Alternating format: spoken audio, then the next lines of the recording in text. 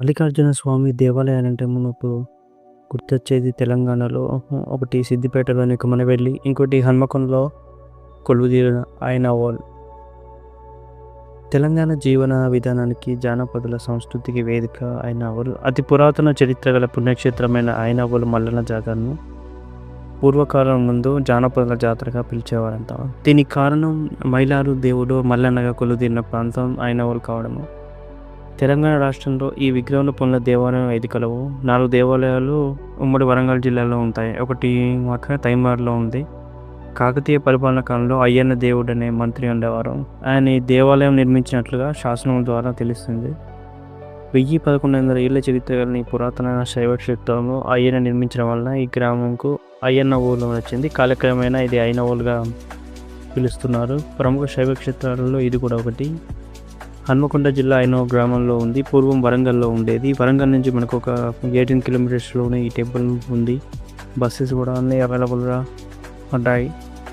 శిల్పకళా వైభవంతో, విశాల ప్రాంగణంతో, అష్టోత్తర స్తంభములతో, కాకతీయ కళాతోరణంతో, సింహద్వారంతో ఈ టెంపుల్ అయితే బాగుంటుంది ఆర్కిటెక్చర్. అంతేకాకుండా జనవరి ఈ సంక్రాంతి నుంచి ఉగాది వరకు అయితే ప్రత్యేకంగా 3 నెలలు అయితే జాతర వైభవంగా జరుగుతుంది. శివరాత్రి అయితే చాలా గ్రాండ్గా చేస్తారు. నైట్ ఇప్పుడు మీరు చూస్తుంది కూడా నైట్ జరిగింది. శివరాత్రి రోజు ప్రత్యేక నాటకాలు కూడా ఇక్కడ ప్రదర్శిస్తారు. భక్తుల రద్దీ అయితే శివరాత్రి అధికం ఉంటుంది. దర్శనానికి 4 గంటల ఏమైనా టైం అయితే పడుతుంది. మల్లన్నకు ఇక్కడ స్వామివారు మల్లన్నగా ఉంటారు. మల్లన్న కుడివైపున గొల్లకేతమ్మ, ఎడం వైపున బలిజ మేడలమ్మ అమ్మవార్లు కొలువుదీరి ఉంటారు. గొల్లకేతమ్మ మహబూబ్నగర్ జిల్లా కొల్లాపూర్ ప్రాంతం చెందిన అమ్మవారుగా చెప్తున్నారు.